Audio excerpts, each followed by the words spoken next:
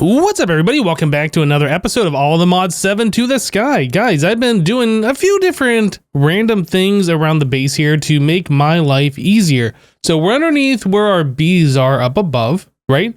And one of the things we've been doing is supplying all of those beehives with bottles. So a while ago, I set up a thing where we can auto-craft bottles if we are out of them, and then it'll auto-craft the bottles, it'll auto-craft the glass, and everything's just happy. And we just have a bunch of that stuff in the system. But one thing I never did was deal with the honey bottles that we're getting. So yeah, we are getting bottles, and those are, I guess this is where I'm crafting the bottles down here, not up above. But yeah, anyway, we're getting bottles, and those are getting full of honey. When we centrifuge the combs, it makes some honey that gets extracted out of that into this bottler, and then that fills up these glass bottles full of honey, right? So yeah, we've been stocking up our applied energistics system full of honey, and then every once in a while I manually go through and clean them all out and turn them into blocks. Well, I just set up this export bus here. This is set to do not use stocked items, only craft items while exporting. So we're crafting honey blocks with a crafting card, right? So anytime we get enough honey bottles in the system, you can see we only have 3, that's not enough to craft. Whenever we get enough in the system, it will go ahead and craft those for us. So if we grab some bottles here, we can break these apart like so. We'll throw those into the system, and you can see our honey bottle count is going down, our bottle count is going up, and it is crafting that honey back into the blocks for us. So we never have to worry about that again. Super convenient. Another thing I've done, you can kind of see we have a new line kind of coming off over here and a redstone block. So yeah, we have moved where our genes are. So our gene indexer is over here, and you can see this one is kind of like off by itself and not stacked neatly. So yeah, I put a storage bus on the back of this. So in the storage bus, we have a gene sample with a fuzzy card, and this is set to bidirectional, so we can input and output from this thing. And it's got high priority, so the system always tries to put into this inventory first. So anytime that our bees come out of the hives and they generate genes, they automatically get placed into the gene indexer, and it automatically sorts through them all, which is quite convenient. So that's another thing that I don't have to do anymore. I don't have to go into applied energistics, grab all the things out, then come over to this thing, and then put them all in there. It just happens automatically. I also moved our baby incubator over here, so I don't have to forget where I left that. It just made more sense, so we put it into the bee area. So yeah, that's some of the things that I have done over there. And while I was working with the bees, I realized, yeah, we're getting the iridium nuggets, right? And we weren't doing anything with them. I was like, just kept note of how many we got from our bees. Well, now we have a new compacting drawer up there. So all the iridium nuggets turn into ingots and into blocks. So they're all the same unit, essentially, right? So yeah, we don't have to worry about that anymore. Whenever the combs get processed from the iridium bees, we get the nuggets, and it just ups our iridium ingot count and our iridium block count when we get enough ingots, right? So that's all taken care of as well. So that's very cool. So yeah, we can see the genes that we have from our bees, but we don't have to worry about like taking them out of here anymore. They just auto combine in that gene indexer, and that just makes life so much simpler. So last episode, we were working with the Botania stuff, and we had set up this automation over here where we had a bunch of coal in this dropper. It would drop a piece of coal, and then our endoflames would pick them up, start generating some mana, send the mana over to the mana spreader, and the mana spreader goes into the mana pool. And we were waiting to get half a mana pool to make some Terra Steel. That's what you call it. I was like, what is it called? So all of that coal together, you can see we got just over half a mana pool, which is pretty good. That's enough for what we need to do here. That's just over half a mana pool with some of our mana steel ingots that we made and some of the runes that we crafted over here and a few other various things. So it made even more than this, but probably not a whole lot more because none of that stuff takes a lot of mana. Anyway, I did end up making about 4 more of these endo flames. So we're making mana about 50% faster than when we left off last episode. But yeah, it was enough to chew through all of the coal that we had in here. I could restock this, but I kind of feel like we're going to be moving on to different flowers here pretty soon. Maybe I should restock it, actually. It doesn't hurt. We can just go ahead and split apart a coal block and throw those pieces of coal in here. But yeah, I feel like we're going to be moving on from this here pretty soon. Is my magnet on? It is all off. Okay, so yeah, those will start doing their thing over there. Very good. So yeah, we want to make some Terra Steel. So in order to make Terra Steel, we need to have a mana diamond, mana pearl, and mana steel, I do believe. So the different items, yeah, we have diamonds. I think we got that from a quest. I made a little bit extra mana steel, and mana pearl I think we got from a quest as well. So these are all the items that we need.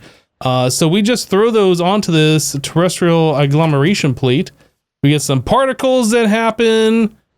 They turn us from blue to a green color. And then eventually, all of 3 of these items will turn into some Terra Steel here. I think those little particles have to come up and down like 3 times or something.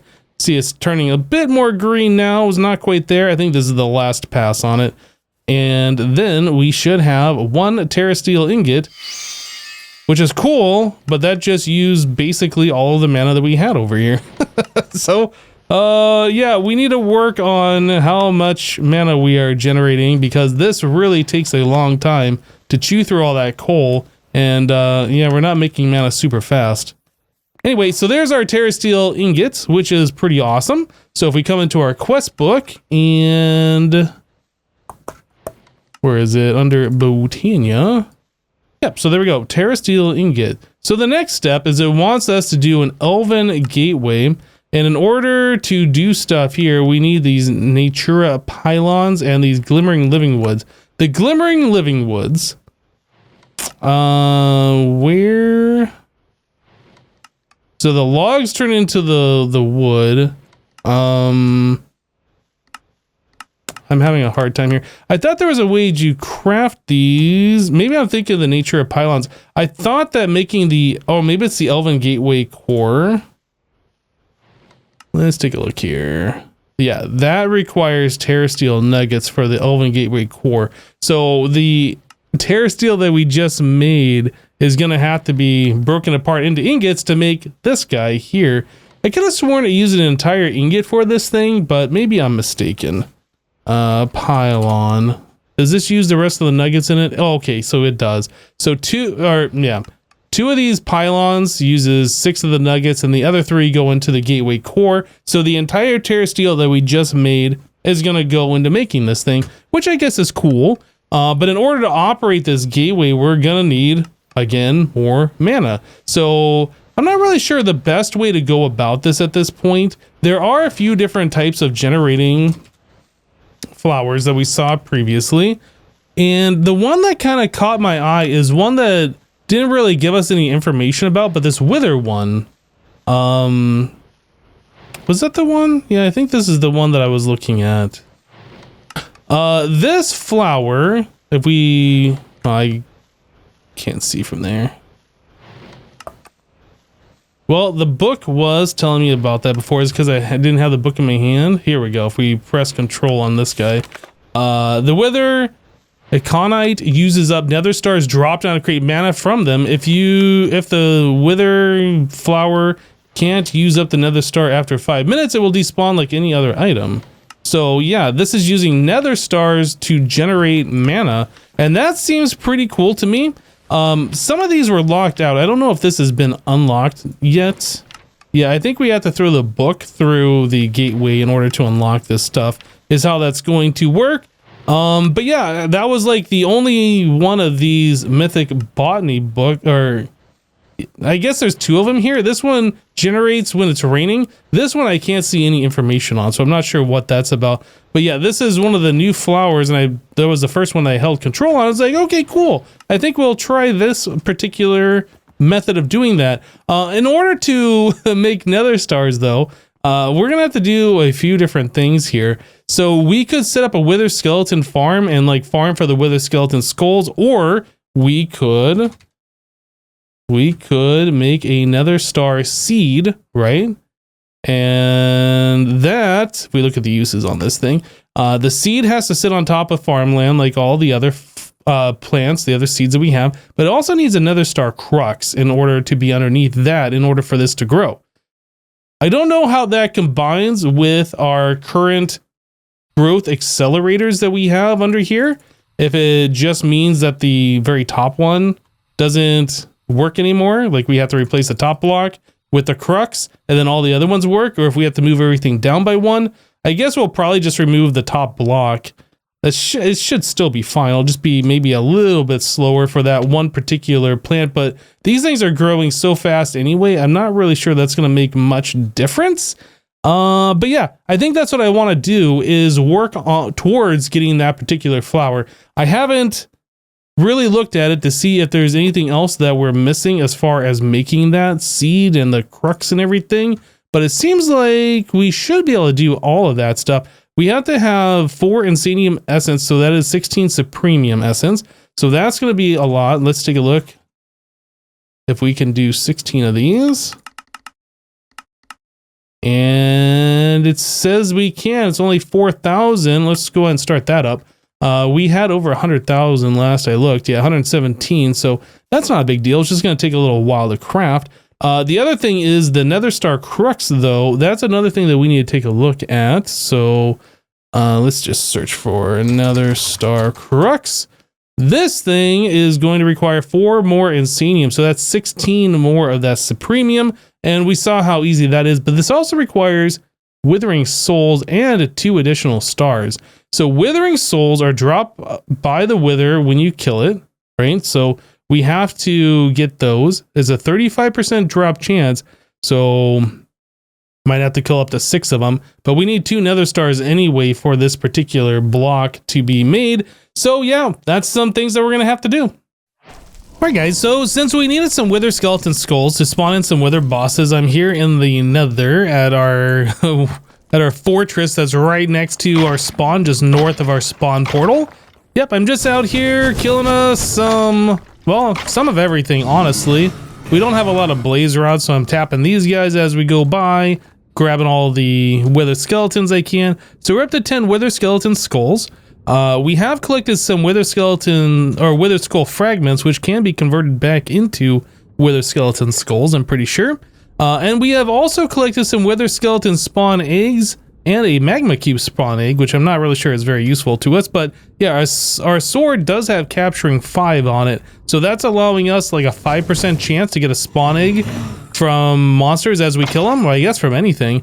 I think I've even gotten like a trader llama spawn egg previously. I'm not sure how that happened. Definitely not me killing trader llamas, because that would be rude. But yeah, we might be able to do something pretty interesting with that. There's like a blaze spawner over there. We could capture that, bring it back into the overworld, right? And then use the wither skeleton spawn egg on it and turn that into a wither skeleton spawner. That might be something we do. I'm not sure. There's a few different methods of spawning in monsters. We'll have to figure out which is the best that we're gonna want to do here. But yeah, just want to bring you guys in and show you what I'm up to.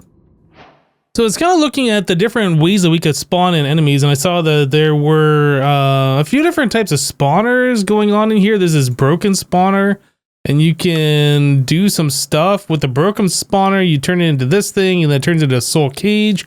And the soul cage, you can do some various different things, and this all looked kind of complicated to me. I was like, not sure about all this. But then I remembered, yeah, Apotheosis is in here. This is the very first spawner. And with that, it says you can soak touch. You can collect them and soak touch them, right? So I think that's what we want to do, is take a spawner, soak touch it, maybe apply the spawn egg to it first.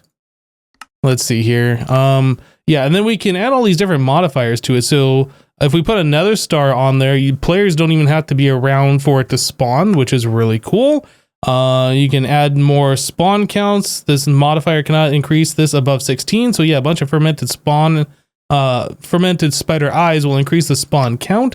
There's a few different things that we can do here.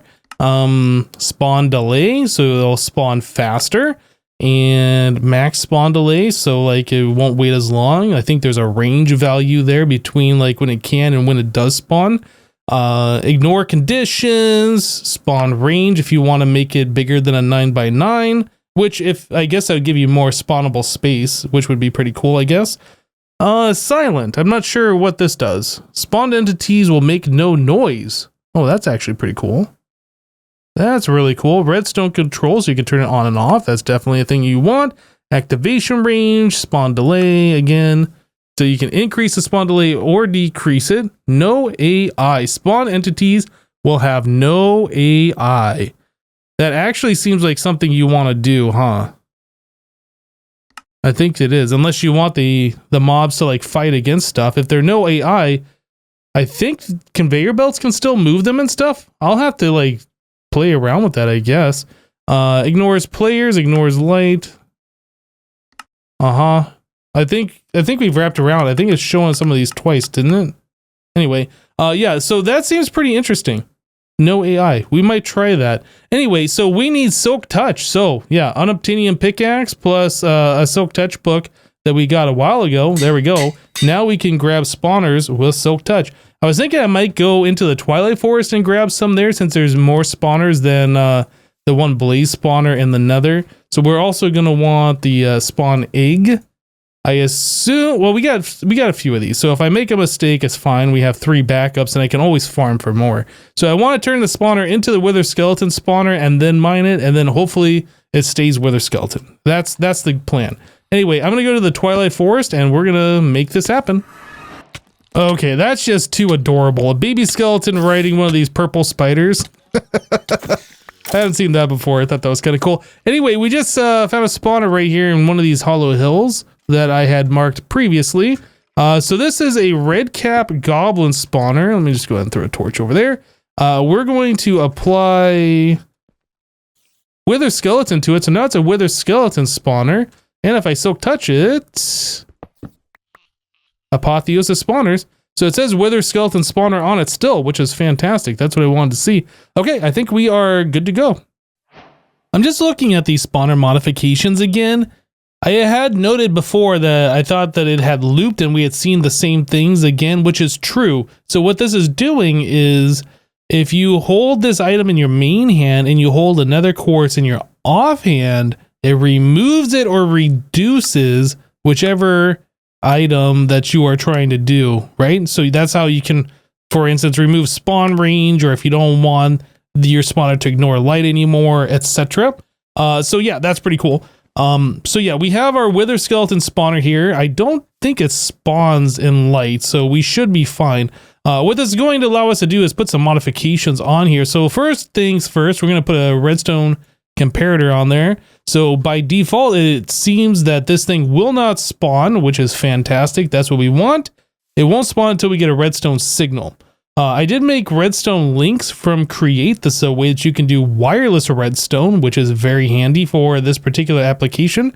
Soul Lantern will make it so it ignores light, so we can have lights in there and we can see what's going on.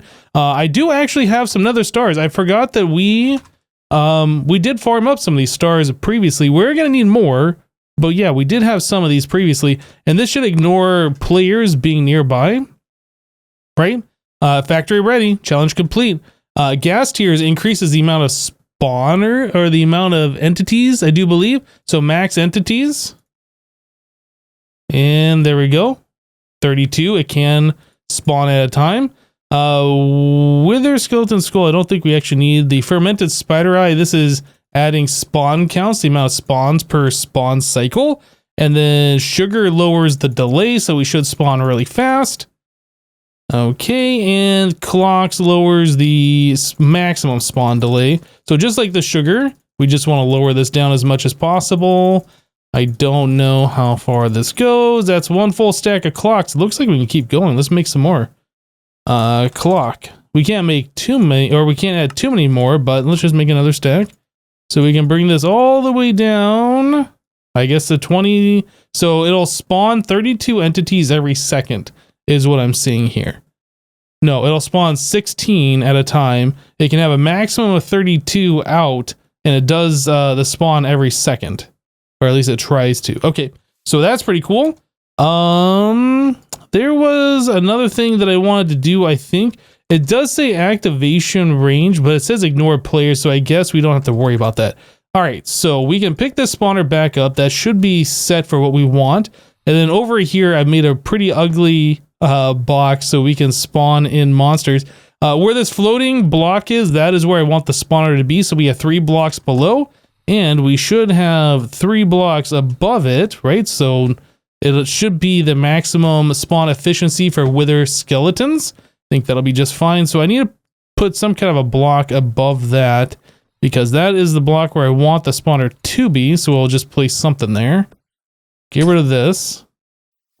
And place the spawner, and then we can get rid of that. Awesome. Cool. So now that we have that done, I can place a redstone link on top of this guy. And then we want to shift right click on this so that it turns into a receiver, right? You got the little antenna to receive. We want to set a frequency, and I'm going to use a wither skeleton skull. You have to place an item. That's just setting the frequency. You can use any item in the game. I think it just makes sense to use a wither skeleton skull in this particular application. And then out here, we're going to want to put the redstone link somewhere. I guess we can stick it like right there will be fine, right? We'll put the frequency. And before I place a lever down, we want to get this thing set up so we can take care of the wither skeletons that we spawn. Also, I do believe, like, above this, I'm going to want some glass. I don't know if a wither skeleton will spawn right here, but I want to make sure it won't. So let me just place a block there and a block there. Hopefully that'll prevent any additional skeletons from spawning up above. So we're going to be killing the mobs with the mob masher. So that's going to go here. And then we had the sharpness and the looting upgrade previously, and I have made smite upgrade since we got wither skeletons, right? And then we have beheading. So hopefully we'll get more wither skeleton skulls out of this thing, which would be ideal. All right, so we can place that back. I think we should be good here as far as the killing chamber goes.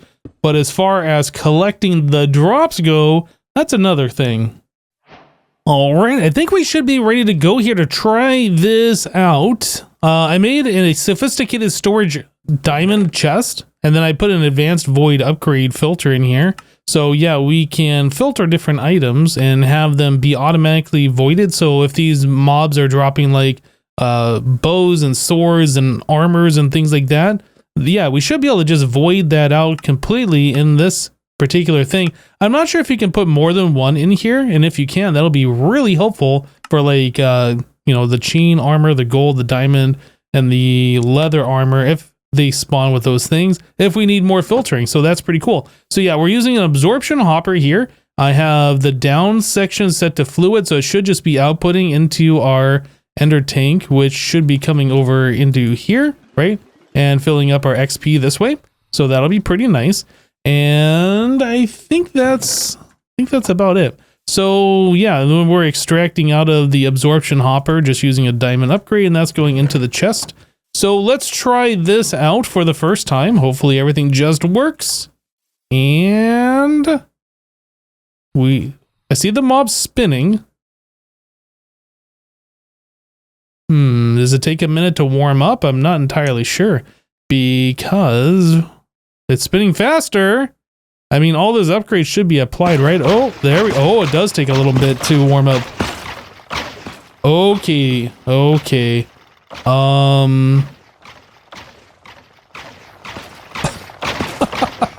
Is this not picking stuff up? Oh, it is, just not fast enough. Right.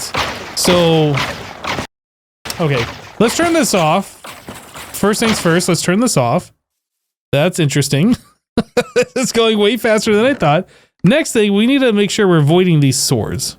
We don't want swords coming in here. So let's see. Void any, void overflow, void any. Matching item, right? Ignore durability, match, ignore block. Right? That's what we want. So if I queue this on the ground, oh no, the absorption hopper won't pick this up. So I set the absorption hopper so it's like not going to pick anything up from the outside here. Maybe if I just throw some items in here. What's going on? So if we do that, yeah, it is still coming in here. So what if I do this? Aha. So that is destroying the stone sword. So We are also getting leather armor, so we want to make sure we're going to destroy that. We are getting iron armor, it looks like, so we want to destroy that.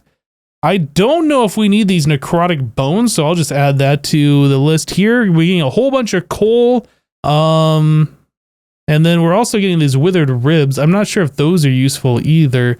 So look at the amount of wither skeleton skulls we have just collected in that short amount of time. Goodness, that is a lot. Okay, well, I think I will run this for a little while longer, see what happens, and yeah, I'll bring you guys back in. All right, so I added the silent modifier to the spawner. That's so much better.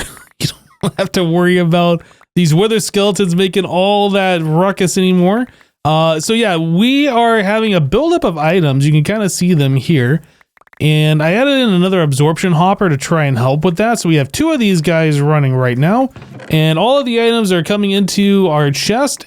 I did put a new upgrade in here, advanced compacting upgrade, right? So that is compacting coal into blocks of coal. We can also do the same thing with the wither skull fragment, but there is actually a use for these. You can turn that into a potion of wither, and the potion of wither is used to make these charm of wither, and those are used, I think, yeah, this wither compass, which is part of this crafting recipe here for the ATM star.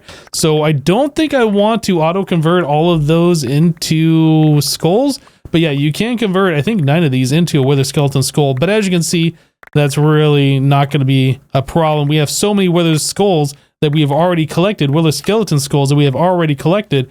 I just don't see a reason to have to do that. Well, anyway, automatically compacting the coal down into the blocks of coal, that is super, super useful. And there's other upgrades you can put into here. I did see that there's a way you can make the stack size per slot like up to 16 times what it can hold. So this chest could really hold a whole lot if we went that far. But I think at this point we are about done farming these wither skeleton skulls. All right, I just want to show you guys the final thing that we did to the spawner here. So I decided to go with an advanced item collector. This is preventing any items from building up at all. The absorption hoppers just are not collecting items fast enough, right? So yeah, we have that there. I do still have 1 absorption hopper here, but the inventory is just full of cobblestone just so nothing gets picked up from it.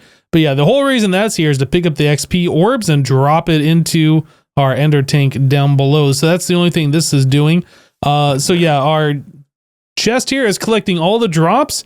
And then I have applied energistics. I have an ME import bus underneath it, specifically taking out the coal blocks, the wither skeleton skulls, the fragments, the withered ribs, and the necrotic bones. We're using a capacity card to increase it from 1 to 5 slots. And then I'm using 3 acceleration cards so it pulls more items at a time, right? And then over here where I moved all of our mob drop drawers, or I guess, yeah, they are drawers.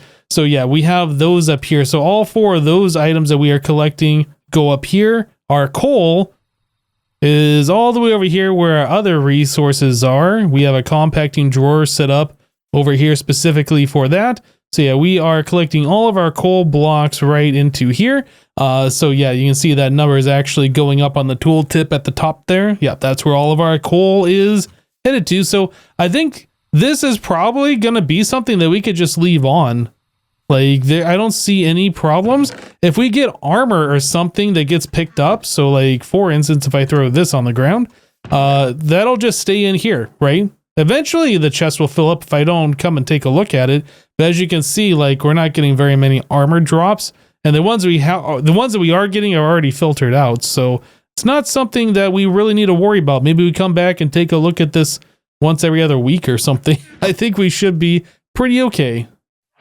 Well, in all the time that we have spent working on our wither skeletons over here, we have gone through all of the coal that we put into this dropper, and we have a decent amount of mana now. We could make another piece of terra steel if we wanted to, which is pretty cool.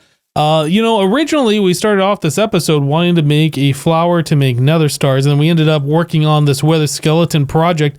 I think it makes sense for us to automate creating wither bosses and killing them for the nether stars. I think it makes sense for us to do that as opposed to working on making the flower to grow the crop. We will do this eventually, but I think this just makes more sense. I wasn't really aware when we first started that we had the apotheosis spawners in here and we would just be able to get stupid amounts of these skulls. Yeah, so we have already made a mob crusher, right? We made a mob crusher a while ago. This can kill a wither boss, no problem.